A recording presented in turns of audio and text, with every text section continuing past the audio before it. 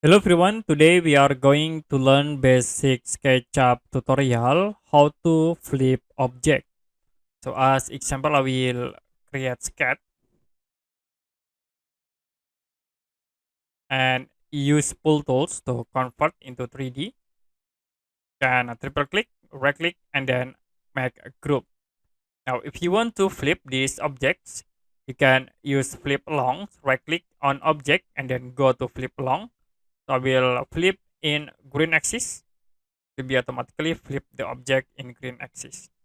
And click again and then choose flip green axis. The other option, you also can copy this object by using move tools. I will click from this point and you can press Ctrl button once, click to apply.